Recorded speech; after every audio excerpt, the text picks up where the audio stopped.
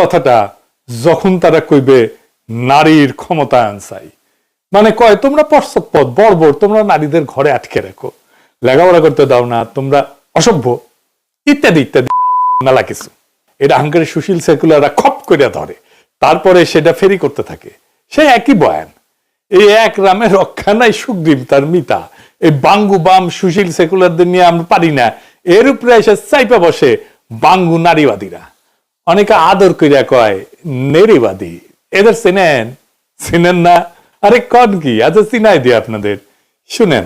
আমরা নারীবাদী কারণ আমরা খুশি হতে চাই, আমরা নারীবাদী, আমরা নারীবাদী কারণ আমরা সুখী হতে চাই, আমরা নারীবাদী, আমরা নারীবাদী কারণ আমাদের অন্য উপায় নাই, আমরা নারীবাদী, আমরা নারীবাদী কারণ আমরা খুশি হতে চাই, আমরা নারীবাদী, আমরা নারীবাদী কারণ আমরা সুখী হতে চাই, আমরা নারীবাদী, আমরা নারীবাদী কারণ আমাদের অন্য উপায় নাই, আমরা নারীবাদী। পুরুষতন্ত্র চাই না, শ্রেণীতন্ত্র চাই না, পুরুষতন্ত্র চাই না, শ্রেণীতন্ত্র চাই না, হিংসা ঘৃণা ছেড়ে আমরা ভালোবাসা চাই, আমরা নারীবাদী, আমরা নারীবাদী কারণ আমরা খুশি হতে চাই, আমরা নারীবাদী। দেখেছেন কি সুন্দর, কি কয় তারা? তারা কয় তারা সুখী হইতে চায়, খুশি হইতে চায়, ভালোবাসা চায়, এই জন্যই তারা নারীবাদী। যাই হোক, পরে আসতেছি এই ইস্যুতে, মানে ভালোবাসা সুখী হওয়া এই ইস্যুতে আর কি। এইবার আসল প্রশ্ন, বাংলাদেশের নারীরা কি ক্ষমতায়িত না? পশ্চিমের চাইতে বেশি ক্ষমতায়িত। আমি কইতেছি না যে বাংলাদেশের নারীরা নিপীড়নের শিকার হয় না, আমি করছি ক্ষমতা মানে শুধু নিপীড়ন না থাকা না, ক্ষমতা মানে সিদ্ধান্ত নির্ধারণের সক্ষমতা। এটা পশ্চিমকে কইতে হবে মুখের উপরে, এটা না কইতে পারলে এরা পায়া বসবে। কেমনে বলবেন সেটা আলাপ করি, আসেন বুঝা দেখি। বাংলাদেশে নারীদের আলাদা করে ক্ষমতায়ন লাগে না, কারণ তারা এমনিতেই ক্ষমতাবান। এই কথাটা পশ্চিমের কানে অস্বস্তিকর শোনায়, কারণ পশ্চিম ক্ষমতা বুঝে এক ধরনের ভাষায়, আইন, রাষ্ট্র, চাকরি, ব্যক্তি স্বাতন্ত্র্য ইত্যাদি, ইন্ডিভিজুয়াল অটোনমি কয়। কিন্তু ক্ষমতা কোনো ইউনিভার্সাল একক না, মানে সারা দুনিয়া ক্ষমতা বিষয়টা একটা মাপকাঠি দিয়ে মাপা যায় না। ক্ষমতার অর্থ এক এক দেশে এক এক রকম, এক এক সভ্যতায় এক এক রকম। ক্ষমতা সভ্যতা অনুযায়ী আলাদা আলাদা ভাবে প্রকাশিত হইয়া কাজ করে। বাংলাদেশের নারীদের ক্ষমতা প্রশ্নে আমি আপনাদের একটা উদাহরণ দিই। আমার ক্ষুদ্র ভাতাদের জিগাই, ঠান্ডা মাথায় উত্তর দিবেন। ভাইবা, আপনি কন্ত, আপনি যদি পৃথিবীতে একজন মানুষের কথা সত্যিই শোনেন, সে কে? কে বলেন তো? আপনার মা, তাই না? ঠিক তো। বাংলাদেশে এমন কোন পুরুষ আছে যে মায়ের কথা অমান্য করে? এই দেশ সংসদে চলে না, দেশ চলে ঘরের ভেতর থেকে, আর সেই ঘর চালায় মায়েরা। এটা কোনো আবেগের কথা না, এটা নস্টালজিয়া না, এটা আমাদের ডিএনএ তে আছে। এইবার আসেন দেখি বুঝা ক্ষমতা কি আর কার হাতে সেটা বাংলাদেশে থাকে। বাংলাদেশের নারী মানে পরিবারের সবচেয়ে শক্তিশালী পলিটিক্যাল ইউনিট। ওই যে একটা গান আছে না, মায়ের এক ধার দুধের দাম, কাঠিয়া গায়ের চাম, পাপোশ বানাইলেও ঋণ শোধ হবে না। এই গান কোনোদিন লিখতে পারবে পশ্চিম? পারবে না। কেন? আমাদের সাধারণ মানুষ যেখানে শিল্পকর্ম করতে পারে সেখানে সে পরম মমতায় মায়ের দোয়া কথাটা লিখে দেয়। জানেন? জানেন না? উত্তর এইখানে, শুনেন। গোটা বিশ্বের সবগুলো আল্লাহর ওলি যদি একটা গ্লাসের পানিতে ফু দেয়, আর আপনার মা যদি আপনার মাথার মধ্যে হাত বুলিয়ে দেয়, আপনার মা যদি আপনার বুকে একটা ফু দিয়ে দেয়, সব পীর সাহেব একদিকে, মায়ের দোয়া আরেকদিকে। মায়ের দোয়া মুহূর্তে আবার আল্লাহর আরশে পৌঁছে যাবে। শুনেছেন? বাংলাদেশের মায়েরা প্রচন্ড ক্ষমতাবান, মায়েদের ইচ্ছাতে বাংলাদেশ চলে। 24-এ হাসিনা উৎখাত করতে পারছিলাম কারণ মায়েরা নামে আসছিল পথে। মায়েরা দেখেন কিভাবে তার সন্তানদেরকে উৎসাহ দিতেছে, জেলে যাইতেছে সেখানে। দেখেন আপনার আম্মা আছে কিছু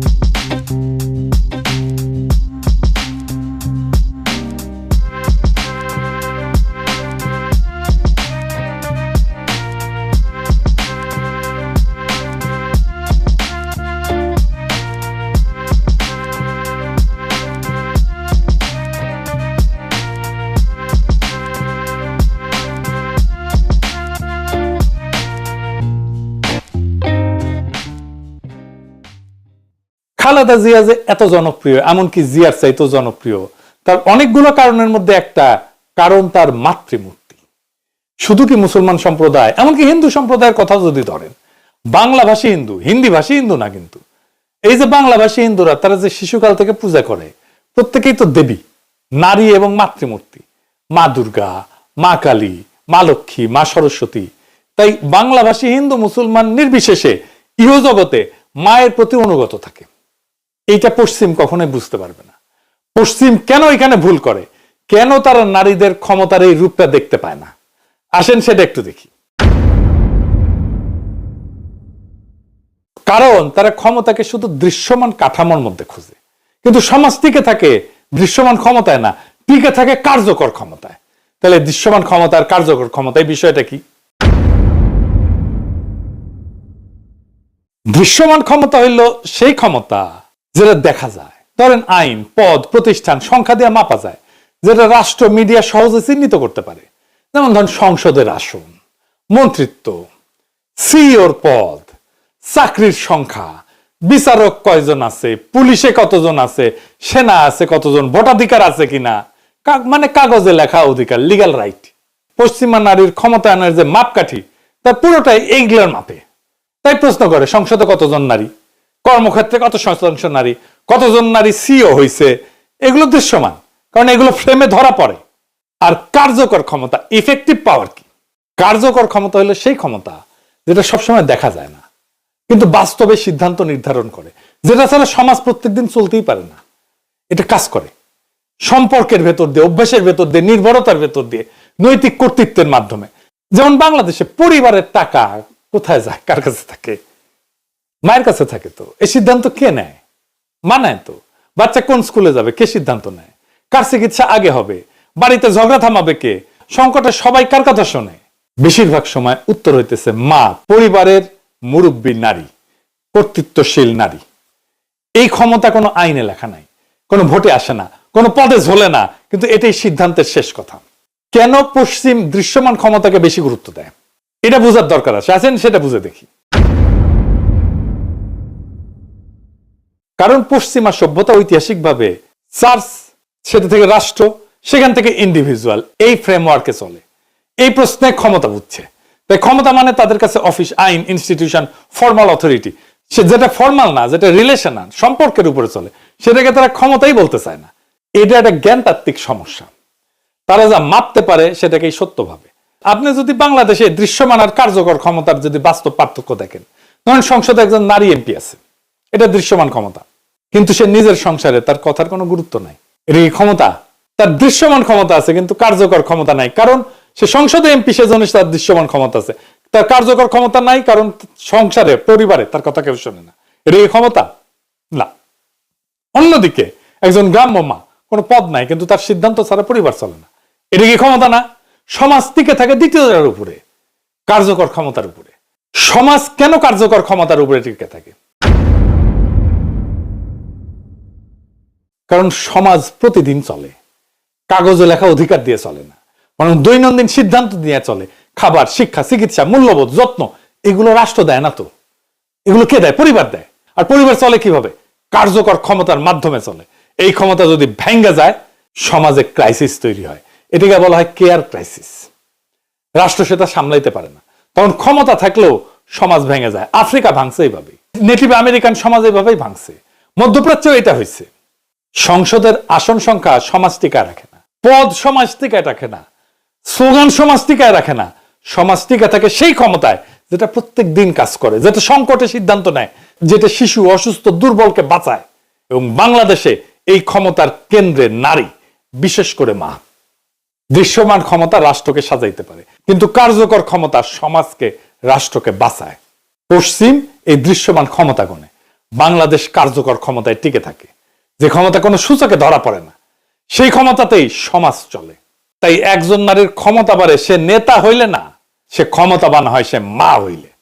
কারণ মা মানে পরিবারের অর্থনীতির নিয়ন্ত্রণ, স্বাস্থ্য ও চিকিৎসার প্রথম সিদ্ধান্ত, শান্তি এবং সংঘাতের ম্যানেজমেন্ট, মূল্যবোধ, স্মৃতি, শৃঙ্খলার ধারক। পরিবারের অর্থনীতি কার হাতে? স্বাস্থ্য সিদ্ধান্ত, শান্তি, সবকিছু বার কার হাতে? নারীর হাতে। আপনি রাষ্ট্রের 5% ক্ষমতা নিয়ে গর্ব করেন, আর নারীরা 100% বাস্তব নিয়ন্ত্রণ ধরে রাখে নীরবে প্রত্যেক দিন। এই ক্ষমতা অদৃশ্য, সেই কারণে পশ্চিম এটাকে ক্ষমতা বলে মানে না। পশ্চিম যখন পূবকে দেখে সে বোঝারই চেষ্টা করে না, সে মাপতে চায়। এই দেখার ভিতরে একটা বুদ্ধিবৃত্তিক সহিংসতা আছে, কারণ মাপার মানদণ্ডটা আগেই ঠিক করা। আমাদের মতো হইলে তুমি উন্নত, আমাদের মতো না হইলেই তুমি বর্বর, তুমি অসভ্য, তোমার সভ্য করাই আমার কাজ। এটাই ওয়েস্টের পশ্চিমের সিভিলাইজেশন প্রজেক্ট। এই প্রজেক্টে পরিবার মানে নিপীড়নের কাঠামো, দমনমূলক প্রতিষ্ঠান, সম্পর্ক মানে পরনির্ভরতা, সন্তান হচ্ছে ঐচ্ছিক জীবনধারার পছন্দ, আমি চাইলে নিব না চাইলে নিব না, ইচ্ছাধীন। নারী মানে সম্পর্ক ছিন্ন এক একক ব্যক্তি, সামাজিক সম্পর্ক থেকে বিচ্ছিন্ন সত্তা। এই ফ্রেমে নারী তখনই ক্ষমতায়ন হয় যখন সে পরিবার থেকে আলাদা হয়। এই নারীবাদীরা বলে তারা সুখ চায়, ভালোবাসা চায়, আবার দেখান এইটা সে। আমরা নারীবাদী কারণ আমরা খুশি হতে চাই, আমরা নারীবাদী, আমরা নারীবাদী কারণ আমরা সুখী হতে চাই, আমরা নারীবাদী, আমরা নারীবাদী কারণ আমাদের অন্য উপায় নাই, আমরা নারীবাদী, আমরা নারীবাদী কারণ আমরা খুশি হতে চাই, আমরা নারীবাদী, আমরা নারীবাদী কারণ আমরা সুখী হতে চাই, আমরা নারীবাদী, আমরা নারীবাদী কারণ আমাদের অন্য উপায় নাই, আমরা নারীবাদী। পুরুষতন্ত্র চাই না, শ্রেণীতন্ত্র চাই না, পুরুষতন্ত্র চাই না, শ্রেণীতন্ত্র চাই না, হিংসা ঘৃণা ছেড়ে আমরা ভালোবাসা চাই, আমরা নারীবাদী, আমরা নারীবাদী কারণ আমরা খুশি হতে চাই, আমরা নারীবাদী। আসলে এটা তারা কখনো পায় না, সেই জন্য চায়। কেন পায় না সেটাও আমরা দেখব। এবার একটা গুরুত্বপূর্ণ জিনিস দেখে আসি। সব সভ্যতায় কি সামাজিক শক্তির উৎস এক? সামাজিক মূল্যবোধ এটা রাতারাতি তৈরি হয় না। কোন সমাজের সামাজিক মূল্যবোধ কোন এনজিও রিপোর্টে তৈরি হয় না, কোন কনফারেন্সে বানানো হয় না। মূল্যবোধ তৈরি হয় সংকটে, দুঃখে, কষ্টে, বেদনায়, দুর্ভিক্ষে, মহামারীতে, যুদ্ধে, দীর্ঘ অনিশ্চয়তায়, হাজার হাজার বছরের ট্রায়াল অ্যান্ড এররের প্রক্রিয়ায়। এই পরীক্ষায় সমাজ শেখে কে সিদ্ধান্ত নিলে সমাজটা টিকে থাকে। আর এই বাংলাদেশে, এই ভূখণ্ডে, এমনকি দক্ষিণ এশিয়ায় এই পরীক্ষার ফল বারবার এক জায়গায় এসে দাঁড়াইছে। নারী, বিশেষ করে মা, সবচেয়ে স্থিতিশীল সামাজিক ইউনিট, যার উপরে ভর করে এই সংকটের সময় সমাজ টিকে থাকে। আপনি পরিবারে দেখছেন না, কোনো টাকার দরকার, পরিবারের মা কোন এক গহীন থেকে তুলে এনে টাকা আপনার হাতে দিয়ে দেয়। এটা আইডিওলজি না, এটা সমাজের বিবর্তনের ইতিহাস। এটাই আমাদের হাজার বছরের সোশ্যাল লার্নিং। যখন পশ্চিমে মূল্যবোধ ভাঙতে গেছে, পশ্চিম নিজের সাথে অন্যদেরকে সভ্য করতে গেছে, ফল ভয়াবহ হয়েছে। আফ্রিকায় বড় পরিবার ছিল, সেখানে এটা ভেঙে গেছে। ইনফর্মাল কেয়ার ইকোনমি, এটা ধ্বংস হয়ে গেছে। আফ্রিকার এই উদাহরণটা ভালোভাবে বোঝা দরকার আমাদের। এই ইনফর্মাল কেয়ার ইকোনমিটা কি? পশ্চিমের নারীবাদ এই ইনফর্মাল কেয়ার ইকোনমি একেবারে ভেঙে ধ্বংস করে দিচ্ছে, যেটা আফ্রিকার সমাজের মূল স্ট্রাকচারাল ইউনিট ছিল, সিমেন্টিং ইউনিট ছিল, যা আফ্রিকার সমাজটাকে ধরে রাখছিল। সেটা কি? ইনফর্মাল কেয়ার ইকোনমিটা কি? ইনফর্মাল কেয়ার ইকোনমি হলো সেই অদৃশ্য কিন্তু অপরিহার্য অর্থনীতি, যেখানে কোনো বেতন নাই, কোনো চুক্তি নাই, কোনো জিডিপির হিসাব নাই, কিন্তু সমাজ চলে না এটা ছাড়া। এটা গঠিত হয় পরিবার, আত্মীয়তা, প্রতিবেশী, কমিউনিটি, এই সম্পর্কগুলোর মধ্যে দিয়া। আর এখানে কেয়ার মানে শুধু স্নেহ না, মানে দৈনন্দিন জীবন টেকে রাখার শ্রম। এই ইনফর্মাল কেয়ার ইকোনমির যে উপাদান, এটা তালিকা করলে পরিষ্কার হবে। যেমন ধরেন শিশু, কে বাচ্চা দেখাশোনা করবে, কে খাওয়ায়, কে খাওয়াবে, কে স্কুলে পাঠাবে, মা কাজ করলে শিশুকে কে রাখবে। বয়স্ক, এই ইনফর্মাল কেয়ার ইকোনমির একটা উপাদান। বৃদ্ধ বাবা মায়ের ওষুধ কে দিবে, হাসপাতালে কে বসে থাকবে, বয়স্ক হইলে সে তার স্মৃতিশক্তি হ্রাস পেলে, অসুস্থতা হইলে কে সামলাবে। পরিবারের অসুস্থ মানুষ, অসুখে কে রাত জাগবে, কে রান্না করবে, কে আয় কাজ এটা সাময়িকভাবে সামলাবে। মানসিক যত্ন, পরিবারের ট্রমা, শোক, চাপ কে সামলায়, কে মধ্যস্থতা করে ঝগড়ায়, কে ইমোশনাল স্টেবিলিটি দেয়। এই সব কাজের বাজার মূল্য আছে, কিন্তু বাজারে কেনা বেচা হয় না। এটা টাকা দিয়ে আপনি কিনতে পারবেন না। এই আফ্রিকায় এক্সটেন্ডেড ফ্যামিলি, বড় ফ্যামিলি, মামা, খালা, চাচা, সব মিলে যেটা, এটাই ইনফর্মাল কেয়ার ইকোনমির ব্যাকবোন ছিল, মেরুদণ্ড ছিল। মা, খালা, চাচি, দাদি, নানি, বড় বোন, আত্মীয়, নারী, এই যে নেটওয়ার্ক, এই নেটওয়ার্কে কেয়ার ভাগ হয়ে যায়, ঝুঁকি ভাগ হয়। কোন একজন যদি ভেঙে পড়ে অন্যজন ধরে। এই কারণে আফ্রিকা, দক্ষিণ এশিয়া, মধ্যপ্রাচ্য এই সমাজে কম রাষ্ট্রীয় খরচে টিকে ছিল। আফ্রিকায় কি ঘটলো? আফ্রিকাকে পশ্চিম মডার্ন করতে গেল, সভ্য করতে গেল। এক্সটেন্ডেড ফ্যামিলি বলা হলো এটা ব্যাকওয়ার্ড। ছোট ফ্যামিলি করো, নিউক্লিয়ার ফ্যামিলি করো, এটা মডার্ন, আধুনিক। এই যে সমাজ যে কেয়ার করবে, এটা তো ডিপেন্ডেন্সি। তুমি পরনির্ভর হবা কেন? কাজ করলে পয়সা পাবে, এটাই ফ্রিডম। ফল কি হইলো? ধাপে ধাপে ভাঙন। পুরুষ শহরে কাজ করতে গেল, পরিবার ভেঙে ছোট ইউনিট হলো, নারী একা হয়ে গেল, কেয়ারের ভার, ইনফর্মাল কেয়ার নেটওয়ার্ক ভেঙে পড়লো। কিন্তু রাষ্ট্র ওই ইনফর্মাল কেয়ার নেটওয়ার্কের দায়িত্ব নিতে পারলো না, বাজারও কেয়ার দিতে পারলো না। ফলে কেয়ার ভ্যাকুয়াম তৈরি হলো। ইনফর্মাল কেয়ার ইকোনমি ভাঙলে কি হয়? যখন এই অদৃশ্য অর্থনীতি ভেঙে যায়, তখন কি হয়? সিঙ্গেল মাদার, মা আছে, বাপ ছেড়ে চলে গেছে, বাচ্চার পুষ্টিহীনতা হয়, বৃদ্ধ মুরব্বী এদেরকে কেউ আর দেখে না, এরা নেগলেক্টেড হয়। তাতে হইল কি? নারীরা এম্পাওয়ার্ড, ক্ষমতায়িত হইল কাগজে, বাস্তবে ওরা আরো ভালনারেবল হইল। এটা আফ্রিকা সহ অনেক দেশে হয়েছে। পশ্চিম কেন এটা বোঝে না? কারণ ইনফর্মাল কেয়ার ইকোনমি জিডিপিতে তো নাই, লেবার স্ট্যাটিস্টিক্সে নাই, পলিসি ড্যাশবোর্ডে নাই। পশ্চিম যা মাপে সেটাই বাস্তব বলে ধরে নেয়, কিন্তু সমাজ চলে যা মাপা যায় না সেই জিনিসে। পশ্চিমে নারীকে পরিবার থেকে আলাদা করে ফেলছে, কিন্তু সমাজ বা রাষ্ট্র সে দায়িত্ব নিতে পারেনি। রাষ্ট্র ব্যর্থ হলে কে নামে? এখন বাস্তব রাজনীতিতে আসি। যখন এই রাষ্ট্র ব্যর্থ হয়, তখন পুরুষতান্ত্রিক ক্ষমতা কাঠামো ভেঙে পড়ে, তখন কি হয়? তখন বাংলাদেশের মতো দেশে নারীরাই রাস্তায় নামে। 2024 সালে নামছিল। তখন আর কেউ ক্ষমতায়ন শেখাইতে আসে না, তখন ইতিহাস লেখা হয়। কারণ নারীরা তখন কোনো আইডিওলজিক্যাল প্রজেক্ট না, তারা সোশ্যাল কন্টিনিউটি। পশ্চিমকে আসলে বলতে হবে আমাদেরকে যে নারীরা কি আপনার কাছে ক্ষমতা চাইছে, নাকি আপনারাই নারীদের ক্ষমতা বুঝতে ব্যর্থ হচ্ছেন? এইখানে তথাকথিত নারীবাদের সঙ্গে বাস্তব নারীর ফারাক। বাংলাদেশের নারী পরিবারকে শক্তি ভাবে, সে মনে করে না সন্তান ঐচ্ছিক বোঝা। এই যে ফ্রান্সেই দেখেন না, গত বছরে ফ্রান্সে যত সন্তান জন্ম নিছে তার চেয়ে বেশি লোক মারা গেছে। তার মানে যত নতুন প্রাণ আসছে তার চেয়ে বেশি লোক মারা গেছে, কিনা ভ্যাকুয়াম তৈরি হয়েছে। আবার দেখেন এইখানে যারা বয়স্ক, বাপ মা তো পরিবারের সাথে থাকেই না, ওল্ড হোমে পাঠায় দেয়। ওল্ড হোমে যদি টাকা পয়সা লাগে সেটাও দিতে রাজি হয় না বাচ্চা কাচ্চারা। কি রকম তাহলে পরিবার দেখেন, একদম ধ্বংস হয়ে গেছে। কোনো ভ্যালুজ নাই, বাচ্চাও জন্ম দেয় না, পরিবারও নাই। বাংলাদেশের নারীদের কাছে সন্তান নেওয়াটা, সন্তানের মা হওয়াটা একটা বিশাল বড় অর্জন। বাংলাদেশের নারী পরিবারকে শক্তি ভাবে, সন্তানকে সে বোঝা ভাবে না, সে পলিটিক্যাল বিনিয়োগ ভাবে সন্তানকে। আর যারা পরিবারকে বন্ধন ভাবে, সন্তানকে অপশনাল প্রজেক্ট ভাবে, তাদের সত্যি আলাদা করে ক্ষমতার দরকার হয়। সেজন্য নারীবাদীদের আলাদা করে সুখ দরকার হয়, শান্তি দরকার হয়, ভালোবাসা দরকার হয়। কারণ তারা সেই প্রাকৃতিক, সামাজিক, ঐতিহাসিক শক্তির উৎস থেকে নিজেকেই নিজে বিচ্ছিন্ন করছে। বাংলাদেশের নারী ক্ষমতা শেখে না, সে ক্ষমতা বহন করে। বাংলাদেশের নারীদেরকে পশ্চিমের চোখে দেখবেন না। বাংলাদেশকে বুঝতে হলে মাকে বুঝতে হবে, কারণ এই দেশ সংসদে চলে না, এই দেশ চলে ঘরের ভেতর থেকে, আর সেই ঘর চালায় মায়েরা। এইবার আসেন নারীবাদী ইস্যু নিয়ে। আচ্ছা বলেন তো, বাংলাদেশে সকল নারীবাদী যারা, তারা আসলে কি চায়? ওরা নিজেরাও বলতে পারবে না। এদের সবচেয়ে বড় লড়াই হইতেছে ইসলামের বিরুদ্ধে।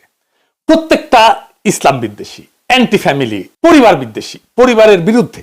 তার সবসময় তারা আওয়ামী লীগের রাজনীতিটাই করে। এরা ইন্ডিয়া প্রেমী। মুখে আওয়ামী লীগ বা হাসিনার কুসুম কুসুম সমালোচনা করলেও ট্রু অ্যান্টি ইন্ডিয়ানদের ব্যাপারে খড়গহস্ত। দেখবেন, হিসাব করে দেখবেন, এখন তারা পুরাই বিএনপির সাপোর্টার হয়ে গেছে। পশ্চিমে যেহেতু নারীবাদের জয় জয়কার, তারা পশ্চিমের অ্যাটেনশন পায়। কেন জয় জয়কার সেটা একটু পরে ব্যাখ্যা করব। আর এই শক্তি পায়া তারা 2.5 জন বা 3.5 জন যাই হোক, বাংলাদেশের 18 কোটি সাধারণ মুসলমানদের দাবড়াইতে থাকে, আর আমরাও দাবরানি খেতে থাকি। এই দাবরানি খাওয়া চলবে না। সামনে দাঁড়ায় বলতে হবে, তোমরা যা বলতেছো সেটা মিথ্যা, তোমরা যা বলতেছো সেটা সমাজকে ধ্বংস করবে, তোমরা যা বলতেছো সেটা পরিবারকে ধ্বংস করবে। আমরা বাংলাদেশের সমাজ আর পরিবারদেরকে তোমাদের হাত থেকে রক্ষা করব। একটা জিনিস আপনাদের নজরে আনি, এইটা আমার বয়সী যারা তারা বুঝতে পারবে। আমাদের মায়েদের তো চাকরি করতে হইতো না 70-এর দশকে। করছে? আপনার মা চাকরি করছে? কারো কারো হয়তো করছে, তো বেশিরভাগেরই আমাদের মায়েদের চাকরি করতে হতো না। একটা আয়ের সংসার চলতো না। আজ 2 জন চাকরি না করলে সংসার চলে না। তো এটা কি নারীর মুক্তি নাকি সিস্টেমের চাহিদা? সত্যিটা হইলো, আগে এক আয়ের সংসার আসলে এক আয়ের ছিল না, আর একটা আয় ছিল, মায়ের আনপেইড লেবার ছিল, বাচ্চা পালন, বয়স্কদের দেখাশোনা, ঘর চালানো সবই অর্থনীতির বাইরে, কিন্তু বাস্তবে উৎপাদনশীল। এরপরে কি হইলো? রাষ্ট্র ধীরে ধীরে সরে গেল। আমার তো পড়তে টাকা লাগে নাই, বরং রাষ্ট্র টাকা দিচ্ছে স্কলারশিপ হিসাবে, ফ্রি তো পড়াইছেই। মেডিকেল কলেজে আমার মাসে খরচ হতো 800 টাকা। প্রথম দিকে, শুরুর দিকে আমি স্কলারশিপ পাইতাম সম্ভবত 200 টাকা মাসে, মানে আমার বাসা থেকে টাকা দিতে হইতো 600 টাকা। এখন শিক্ষা প্রাইভেট, স্বাস্থ্য আউট অফ পকেট, কেয়ার মার্কেটের পণ্য, এক আয়ে সংসার চালানো অসম্ভব হয়ে গেল। এখন বাপও অফিসে যায়, মা অফিসে যায়, আর বাচ্চাকে ডে কেয়ারে দিয়ে আসে, আর ডে কেয়ারে পয়সা দেয়। বাহ, কি মজা! মা আগে বাচ্চাকে পড়াইতো, এখন টিচার রাখে, টিচাররে পয়সা দেয়। এখানে ক্যাপিটালিজমের সমস্যা। ওদের দরকার আরো ওয়ার্কার, আরো ট্যাক্স পেয়ার, আরো কনজিউমার। সমাধান কি? সমাধান হইতেছে নারীদেরকে পূর্ণকালীন শ্রমবাজারে আনা। নারীবাদ এটার গ্রাউন্ড তৈরি করে। যে নারীবাদ বলে ঘরের কাজ হচ্ছে দমন, অপারেশন, শোষণ, বাজারের কাজ ফ্রিডম। ফলাফল কি? নারী এখন বাইরে চাকরি করে, ঘরের ভিতরেও কাজ করে। কাজ কমেনি, মালিক বদলাইছে, কাজ বাড়ছে। ক্যাপিটালিজম পাইলো আরো শ্রম, আরো ভোগ, আরো কনজিউমার, আরো ট্যাক্স। রাষ্ট্র পাইলো দায়িত্ব কমানোর সুযোগ, আর নারী পাইলো burn out, anxiety, double burden. এবার শোনেন পশ্চিমা নারীরা কি বলতেছে এই নারীবাদ নিয়ে। তারা কি পাইছে আর কি হারাইছে, শুনেন। Feminism sold us the biggest scam of our generation. They told us we were empowered. But what did we actually get? Burnout, debt, stress, a double life where we work like men and still carry the entire home on our backs. And here's the truth nobody's talking about. Feminism didn't set women free. It trapped us in a masculine system that we were never designed for. They told us to compete with men, to lead like men, to talk, think, act like men, and now we're exhausted, we're disconnected, resentful, and wondering why nothing feels right. We don't need more feminism. We need to reclaim the femininity that was stolen from us, because that's where a woman's real power has always been. In softness, in harmony, emotional intelligence, intuition, influence, not in becoming a copy of the men we were created to complement. If you want to break free from this conditioning and learn how to step back into your feminine design, the design that brings peace, love, protection, and real freedom, that's exactly what I teach inside the Feminine Reset.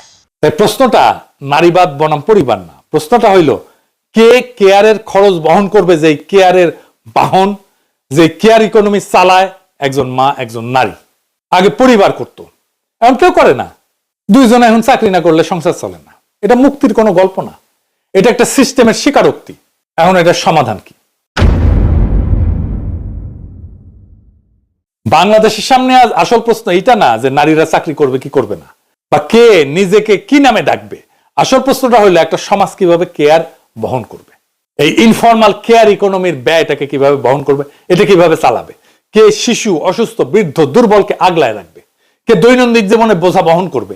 পশ্চিম এই প্রশ্নের উত্তর দিছে বাজার দিয়া। রাষ্ট্র পিছাই গেছে, পরিবার ভাঙছে, নারী একা পড়ে গেছে। বাংলাদেশ এই ভুলের পুনরাবৃত্তি করবে না। এটাই আমাদের ভবিষ্যৎ সিদ্ধান্ত হবে। আমাদের পথ কোনো এনজিও রিপোর্টে লেখা নাই। এই পথ লেখা আছে আমাদের ইতিহাসে, আমাদের সামাজিক স্মৃতিতে, আমাদের মায়ের হাতে। এই ভবিষ্যতে পরিবার কোনো দমনমূলক কাঠামো হবে না। মাতৃত্ব শুধু আবেগ হবে না, জাতীয় সম্পদ হবে। নারীর ক্ষমতা মাপা হবে পদে না, সিদ্ধান্তের কর্তৃত্বে। রাষ্ট্র নারীর উপরে কেয়ার চাপাবে না, কেয়ারের দায়িত্ব ভাগ করবে।